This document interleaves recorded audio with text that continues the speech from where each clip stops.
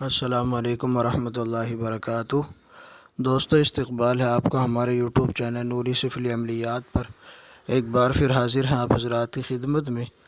آج آپ کے سامنے 15 منٹ میں پری کی حاضری کا ایک گارنٹی شدہ عمل لے کر حاضر ہوئے۔ یہ عمل اتنا آسان ہے کہ بچہ بھی اس عمل کو کر سکتا ہے۔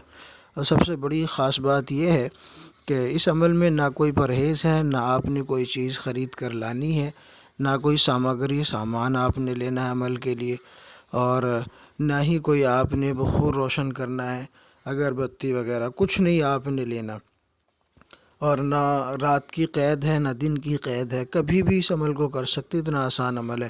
کبھی بھی کا مطلب یہ ہے کہ اگر دن میں چاہو تو دن میں بھی کر سکتے ہیں، رات میں چاہو تو رات میں بھی کر سکتے ہیں۔ اس کے کیا کیا اوقات ہیں، کیا کیا ٹائم ہے، وہ میں آپ کو ویڈیو میں بتانے لگا ہوں۔ لیکن اس سے پہلے اگر آپ نے ہمارے چینل کو سبسکرائب نہیں کیا تو سبسکرائب کر لیں، بیل آئیکن کو پریس کر آل کو سلیکٹ کر لیں تاکہ تمام نئی آنے والی ویڈیوز کی نوٹیفیکیشن آپ کو ملتی رہے اور آپ اسی طریقے سے فائدہ اٹھاتے رہیں۔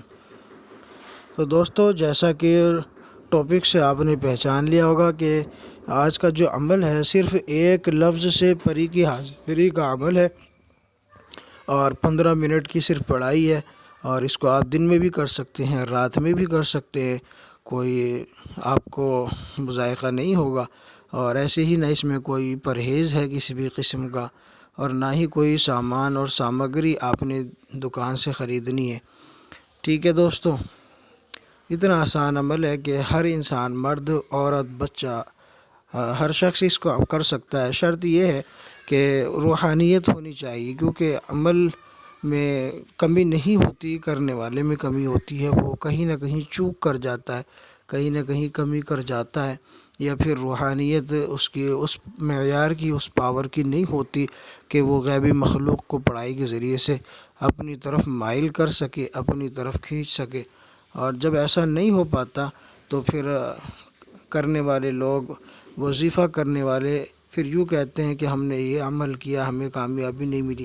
تو کامیابی نہ ملنے کی وجہ یہی ہوتی ہے کہ بندہ نماز وغیرہ کا پابند ہو، جھوٹ چغلی غیبت سے بچے، اور روحانیت اس کے اندر موجود ہو۔ تو اگر یہ چیزیں موجود ہوتی ہیں تو پھر عمل میں کامیابی ہی کامیابی ہوتی ہے، اور اگر نہ ہو تو پھر ناکامی ہو جاتی ہے۔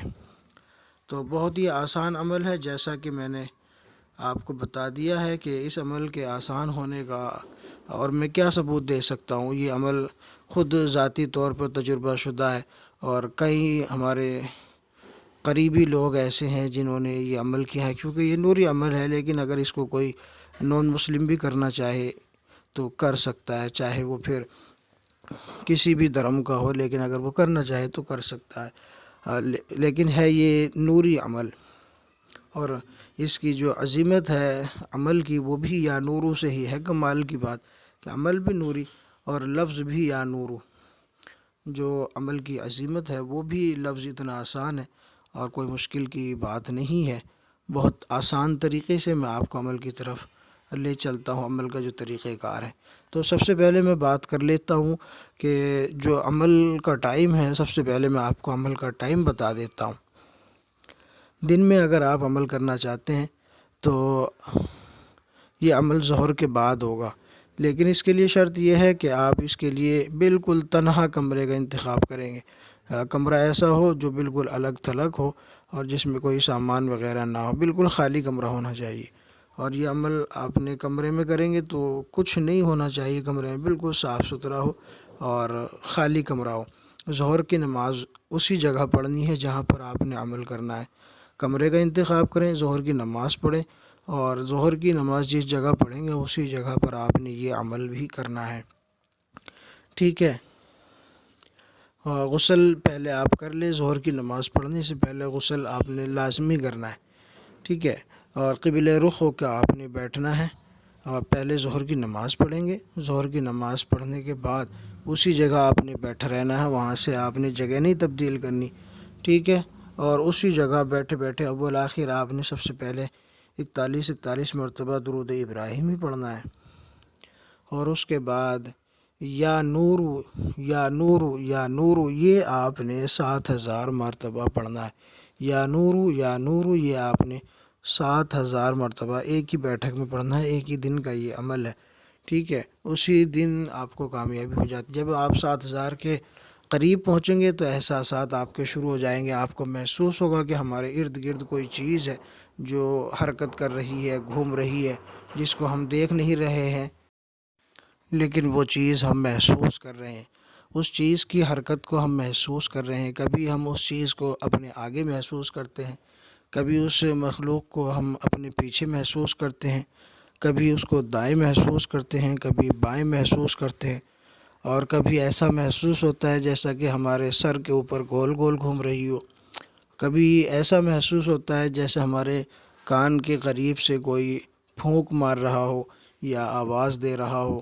تو اس طرح کی کیفیات آپ کو عمل کے دوران، جب آپ عمل کے مکمل کرنے کے قریب پہنچیں گے تو ایسی ایسی کیفیتیں آپ کو محسوس ہوں گی۔